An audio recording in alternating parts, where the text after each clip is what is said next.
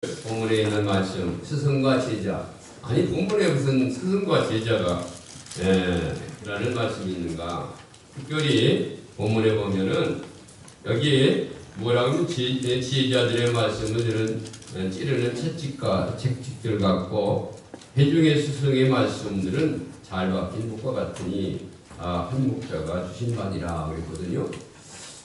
찌르는 채찍, 그리고 잘 박힌 못, 이런 말씀이죠.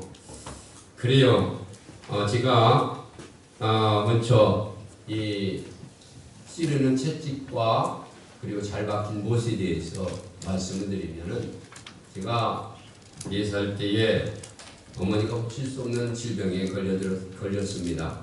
그래서 세상의 수단 방법 다 해봤습니다.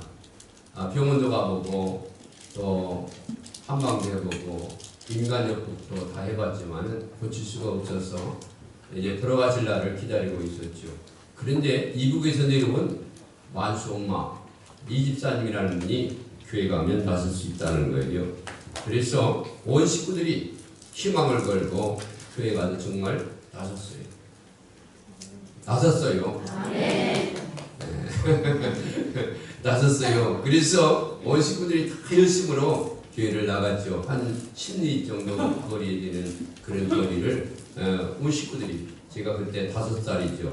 4살에 교회 나가서 5살 때 이제 한 1년 정도 됐는데 아버지께서 그 바다에서 나오는 고기라는 고기가 있는데 이것을 잘못 드셔가지고 돌아가셨어요. 그래서 5살 때에 제가 아버지가 돌아가시고 그리고 이제 초등학교를 8살에 들어갔지 않습니까? 학교를 다닐 때 얼마나 힘들었는지요. 2남 2녀인데 굉장히 힘들었어요. 그 중에서 제가 장남이고. 근데 얼마나 힘들었는지 학교에서 항상 칠판 옆에 뭐라고 쓰는 장동이 미납. 기성의 비가 미납됐다는 거죠. 그리고 매일 이제 교무실에 불러가서 왜 돈 안 갖고 오냐요. 그러면 말을 못하지요. 조금 이따 드리겠습니다. 갖다 드리겠습니다. 그거는 이제 3, 4학년 때는 괜찮았는데 머리가 좀 커지니까 한 5학년쯤 되니까 창피하는 거죠. 그래가지고 학교를 가지 아니하고 길거리 걸치기를 한 거예요. 걸치기가 뭔지 아세요? 이런 공부하지 마세요. 옛날에는 그런 게 가능했고 지금도 그런 학생들이 있는가 몰라요. 어쨌거나 이제 학교는 간다고 가면서 나가가지고 중간쯤 가다가 이제 산으로 가든지 아니면 들로 가가지고 딸기도 따먹고 과일도 따먹고 그러면서 있다가 애들이 올 때쯤 되면 간다, 집에 공부 잘했다 하고 이제 들어가는 거죠. 그거를 한 2, 3주 했는데 꼬리가 길면 밟히는 법이 아닙니까? 몰랐죠. 근데 애들이 일러 바쳤어요. 그리고 선생님이 이제 하도 안 오니까 이제 연락한 거예요. 그래가지고 이제 어머니가 저를 불러요.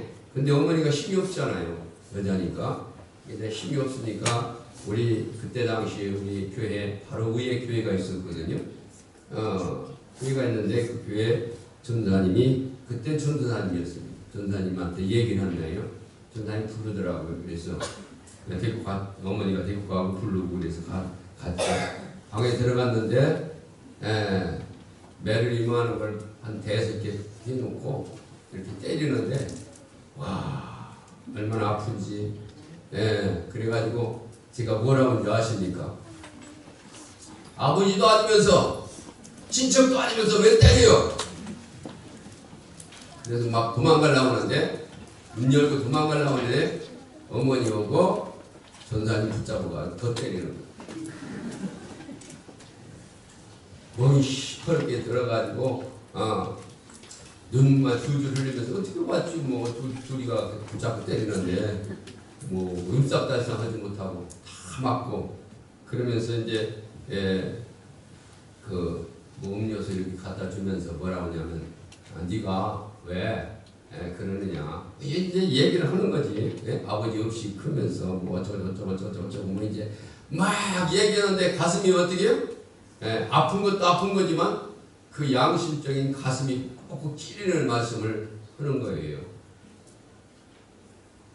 그래서 그때부터 열심히 학교에 가게 되었죠. 그렇습니다. 여기 보면은 찌르는 채찍, 그때 채찍을 맞지 않았더라면, 그때 잘 박힌 목과 같이 내 가슴에 찔리는 말씀을 하지 않았더라면 내가 오늘 이 자리에 설 수가 없게 되었죠. 그때 그렇게 찌르는 채찍과 잘 박힌 못과 같은 기운이 나를 내가 있기까지 해준 말씀과 기운이었습니다. 그렇습니다. 오늘 본문에 있는 말씀은 우리가 너무나도 잘 아는, 잘 알지 못하는 말씀이겠지만서도 본문에 보면 그런 찌르는 채찍과 잘 박힌 못이라는 그런 말씀이죠. 그래요. 우리는 해마다 5월 15일은 스승의 날입니다. 그리고 교회에서는 5월 셋째 주일은 스승의 주일이죠. 우리는 모두 다 스승이요 제자입니다. 어째 보면은 인생의 반은 제자의 길을 갖고 인생의 반은 스승의 길을 합니다. 살아오는 동안 수많은 분들의 영향을 받으면서 살아왔고 또 남은 생애 동안 또 다른 영향을 끼치며 살아갑니다. 오늘 본문에 보면 찌르는 채찍과 그리고 잘 박힌 못 같은 스승을 우리가 만나야 되는데 그런 스승이 어디 있겠습니까? 요새에는 채찍을 들면 안 되는 거죠. 폭력으로 걸려요. 하다못해 30년 전에 우리 목사님 중에 이제 미국에 아들이 있어서 결혼한 아들이 있어서 가가지고 너무 손자가 예뻐가지고 머리를 쓰다듬으면서 이제 벌거벗고 있으니까 불안을 만졌는데 그거를 신고해가지고 걸려서 벌금을 물었대요. 그런데 지금 우리 한국에 그런 일들이 일어나고 있지 않습니까? 어쨌거나 우리가 이런 교훈, 잘 박힌 못과 같은 그런 스승을 만나야 되는데 찌르는 채찍질하고 그리고 잘 박힌 못과 같은 교훈을 하는 스승을 만나야 되는데 그런 스승을 만나보지 못하는 경우가 많습니다. 왜냐하면 지금 그런 교육을 하면은 대번 신고하고 부모들은 쫓아가서 삿대질하면서 선생을 고발할 겁니다. 물론 그렇지 않은 교육도 많이 잘하는 선생님도 많이 있습니다. 어쨌거나 자녀들에게 인생의 길을 가르쳐주고 신앙의 길을 가르쳐주는 스승과 같은 그런 부모는 우리에게 축복입니다. 모든 이들에게 제자의 길과 스승의 길을 걷습니다. 지금 여러분들은 어떤 위치에 있습니까? 스승입니까? 제자입니까? 살아오면서 많은 스승들을 만납니다.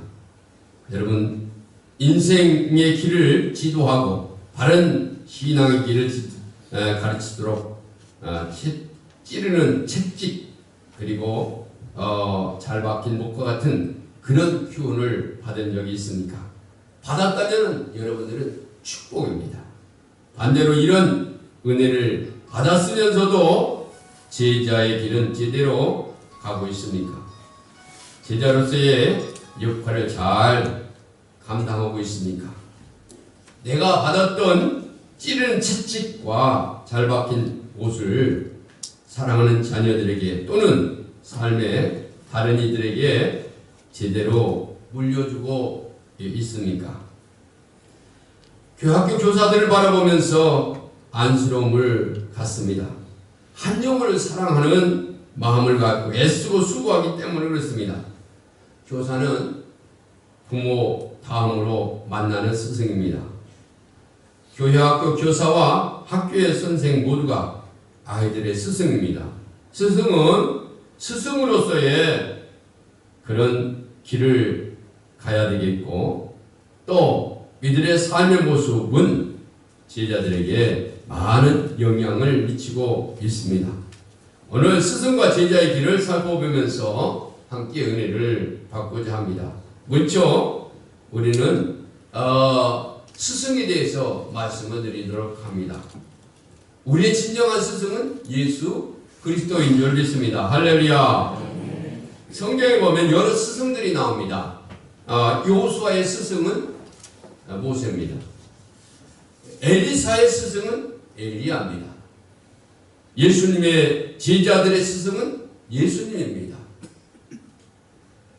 디모데의 스승은 사도 바울입니다. 그리고 구약에 아브라함과 이삭과 야곱 많은 족장들의 스승은 부모입니다.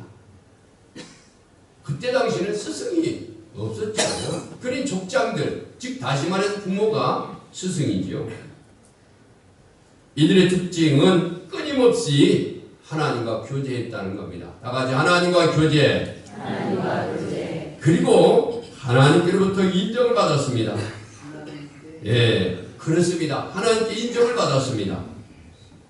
스승의 역할을 잘 감당하기 전에 먼저 제자로서 하나님께 도움을 받았다는 거지요. 기도에 힘쓰고 하나님의 말씀에 순종하고 복종했습니다. 하나님의 인도하심을 바라면서 어디를 가든지 제단을 쌓고 하나님을 만났습니다. 그래서 삶을 통해서 제자들을 가르쳤죠. 이들은 하나님을 향한 온전한 믿음과 순종 그리고 충성스러운 삶을 살았습니다. 스승의 길은 찌르는 채찍과 같고 잘 박힌 옷과 같은 그런 교훈을 하나님께로부터 받았습니다. 그리고 이 땅에서 충성스럽게 자신의 사명을 감당했다. 그런 얘기입니다. 여러분, 우리는 이 땅의 스승들은 찌르는 채찍과 그리고 잘 박힌 묵과 같은 기운을 누구한테 받아야 됩니까? 하나님께로부터 받아야 되는 줄 믿습니다. 할렐루야.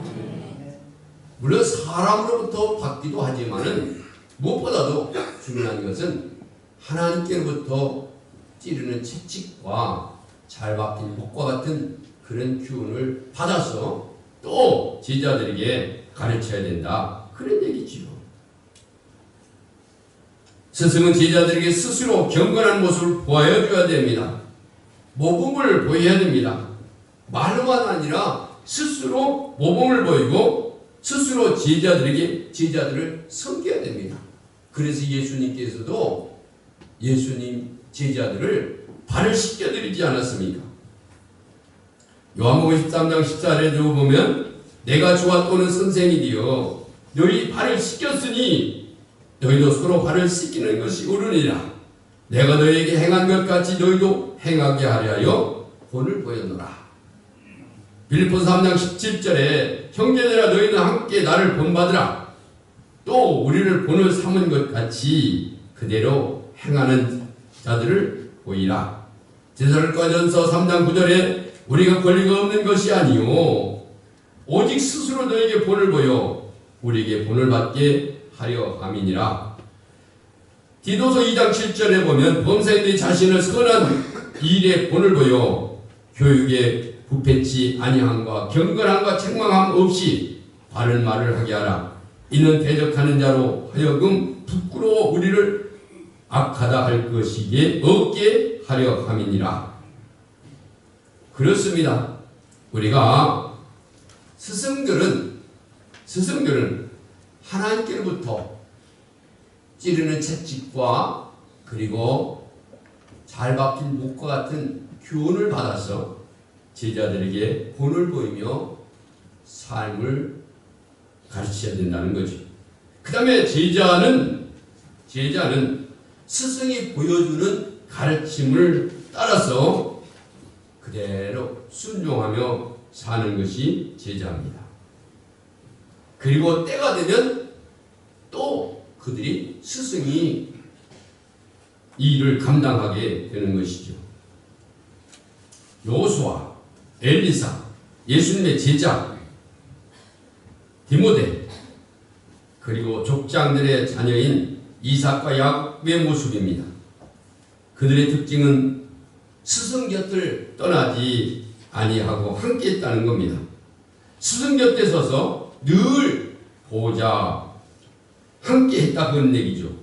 그래서 스승이 누리는 축복, 스승이 누리는 축복에 동참하고 또 스승이 받는 고난도 함께 받았습니다. 또한 곁을 떠나지 아니한다는 것은 스승이 가르쳐주고 보여주시는 그런 찌르는 채찍과 잘 박힌 목과 같은 교훈에서 떠나지 않는다는 겁니다. 모세는 늘 여호수아와 함께 했습니다. 어려움이 있을 때마다 여호수아는 모세의 마음을 깨달아 실천했습니다. 아말렉 전투에서 선봉에 섰고 모세가 하나님의 시킴을 받기 위해서 시내산에 오를 때에도 함께 하였습니다. 해막에서 모세가 하나님을 대면하고 기도할 때 여호수아 그의 제자 여호수아도 그 곁에 있었습니다. 가나안 땅을 정탐하고 돌아와 하나님의 언약의 말씀을 믿고 그대로 전한 사람이 여호수아입니다. 하나님은 스승인 모세에게 제자인 여호수아를 지도자로 세워서 그로 하여금 이스라엘 백성들을 데리고 가나안 땅으로 들어가도록 했습니다. 하나님이 그와 함께 하셨고 여호수아는 제자의 길에서 이제 스승, 지도자의 길로 걸어갔던 것이죠. 그렇습니다. 제자는 스승의 길을 따라가는 것이고 곁에 서서 지키는 것이고 그 말씀대로 행하는 자가 제자죠. 근데 매일 제자만 되는 것이 아니라 제자의 길을 가다 스승이 되는 것이죠. 그러면 스승이며 제자인 우리들은 어떻게 살아야 되는가? 찌르는 채찍과 잘 박힌 목과 같은 그 교훈을 받은 우리들은 제자로서 또한 스승으로서의 역할과 모범을 보여야 되겠죠. 그리고 어떻게 모범을 보이고 어떻게 행해야 되는가? 여러분, 우리 스승이며 또한 제자인 우리가 어떻게 생활을 해야 되는가? 어떤 분이 그래요. 애들은요 보지 않는 것 같지만 다 보고 있어요. 그래요. 저희들은 하나에 집중하잖아요. 근데 아이들은요 음악 들으면서 공부하고 공부하면서 먹으며 4개 5가지 한꺼번에 다 해요. 그러므로 우리의 일거수일투족을 다 보고 있어요. 다 기억하고 있어요. 그러므로 우리가 정말 좋은 그런 교훈을 하나님께로부터 받고 그 말씀을 지켜 행해야 된다는 거죠. 첫 번째로 특별히 교회 생활을 잘해야 됩니다. 교회는 가정과 같은 것이고 영적인 안식처입니다. 그러므로 교회에서 안식일을 거룩하게 지켜야 됩니다. 다 같이 안식일을 거룩하게 지키자. 그렇습니다. 출애굽기 20장 간절에 보면 안식일을 거룩하게 지키라고 했습니다. 안식일은 뭡니까? 주일이죠. 구별된 날이죠. 성별된 날이죠. 부모가 지키지 않는데 자식이 어떻게 지키겠습니까? 바닷가에 있는 개가 앞으로 갑니까? 옆으로 갑니까? 대답을 못하시네요. 안 보셔서 모르시는가 봐. 개는 옆으로 가잖아요. 개 부모가 개 자녀들에게 야, 너 바로 가. 바로 가라고 그러는데요. 근데 당신도 어떻게 해요? 옆으로 가잖아. 그러니까 걔들이 에이, 엄마 아빠도 옆으로 가네. 우리가 거룩한 날을 복되고 아름답게 지켜야 됩니다. 왜 우리가 성도입니까? 왜 교회가 성전입니까? 왜 드리는 헌금이 성물입니까? 구별됐다는 거죠. 세상에서 구별돼 왔다는 거죠. 그러므로 우리가 구별된 날은 구별되게 드리는 모습을 보일 때에 자녀들도 그 모습을 따라서 제자들도 따라서 그 모습대로 행하는 것이죠. 그뿐만 아니라 우리가 매일 하나님의 말씀을 읽어야 됩니다. 말씀은 들으면서 난다고 했습니다. 믿음은 들으면서 나고 들으면 하나님의 말씀으로 말미암는다고 했습니다. 열심히 말씀을 들으라고 했습니다. 주의 말씀의 맛이 어찌 그리 단디요 내 입에 꿀보다 더하나이다. 우리가 육신의 양식을 먹어야 건강하듯이 영혼의 양식 하나님의 말씀을 들어야 건강합니다. 그리고 그 말씀이 우리에게 힘이 되고 용기가 되고 돈을 줄 수가 있는 것이죠. 내가 말씀을 먹지 않는데 어떻게 말씀을 가르칠 수가 있겠습니까? 그 다음에 기도해야 됩니다. 기도는 우리가 잘 아는 대로 하나님과 교제지요. 대화지요.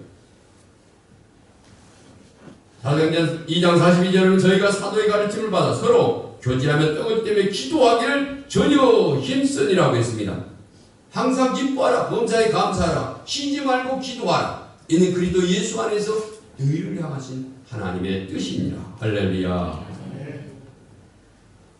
모든 기도와 간구를 내 무시로 성령 안에서 기도하고 이루려 깨어 항상 힘쓰며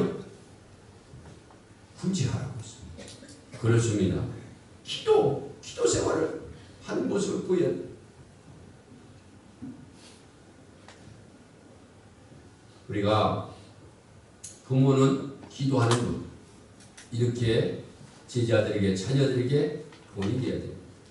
기도하는 분이다. 우리 어머니는 기도하는 분. 저희 모습 속에는 어머니는 기도하는 분이라 그런 모습이 지금도 못이 박혀 있습니다.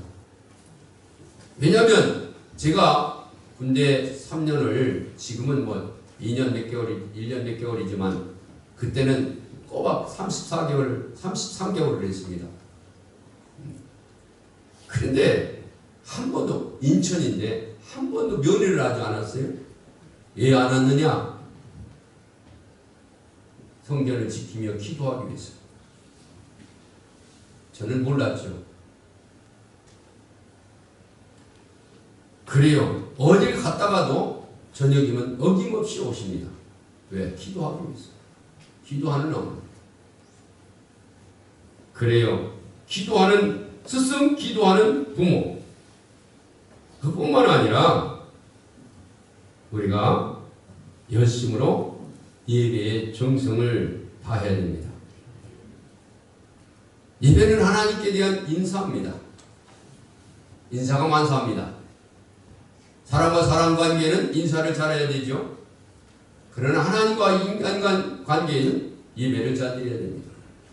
예배를 잘 드릴 때 믿음이 성장하고 예배를 잘 드릴 때에 거룩해지고 예배를 잘 드릴 때 믿음이 성장합니다. 그래요. 예배 드리는 모습을 통해서 제자들이, 자녀들이 그 모습을 본받는 것이죠.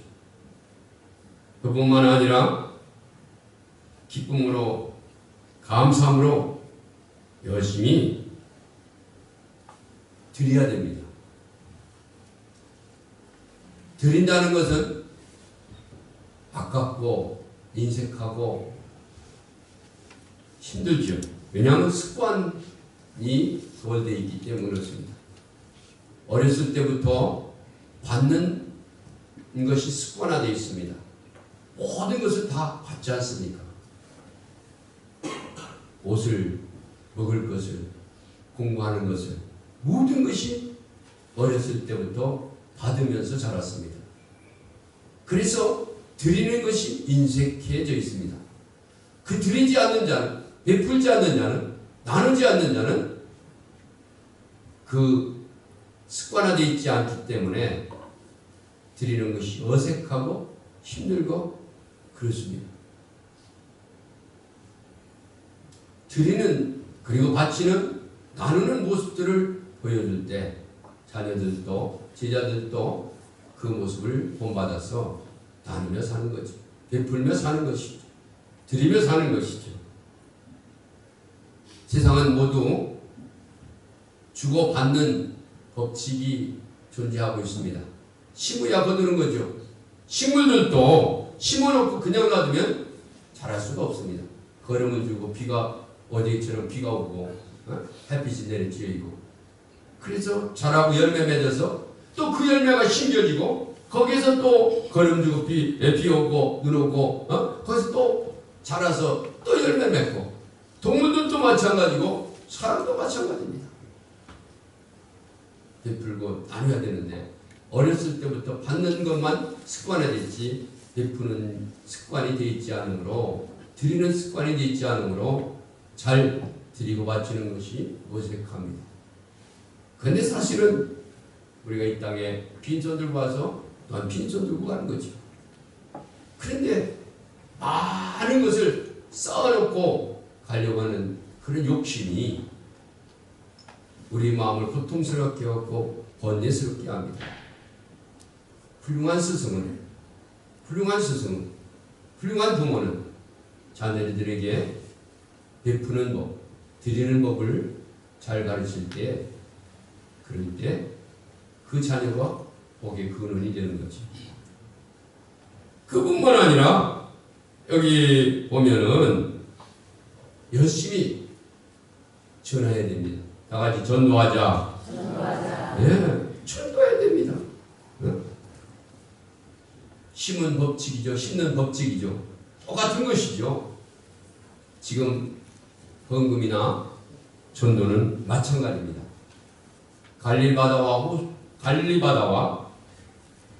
홍해바다, 죽음의 바다, 서해바다 두 예를 들었습니다.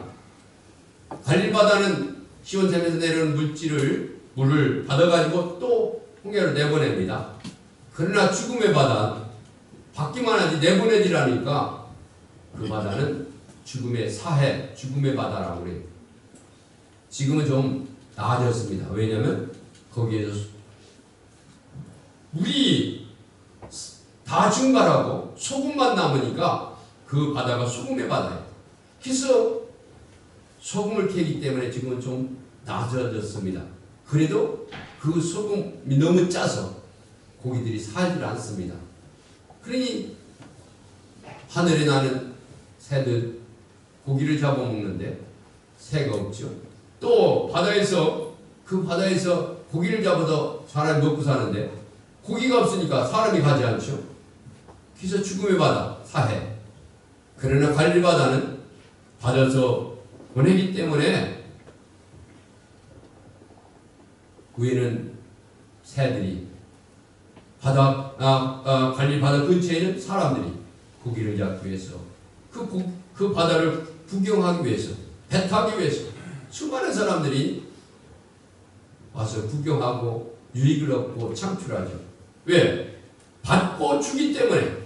그러나 죽음의 바다 사이에는 사람이 없습니다. 물론 사람이 없다는 건 중요한 것이 아니고 우리가 받았으면 들었으면 깨달았으면 스승이 되었으면 가르쳐야 된다는 거죠. 나만 알고 하긴 그렇죠. 우리 한국 사람들이 기술을 알고 말입니다. 그것을 자녀한테도 안 하면 웅웅 죽는다고 그러는데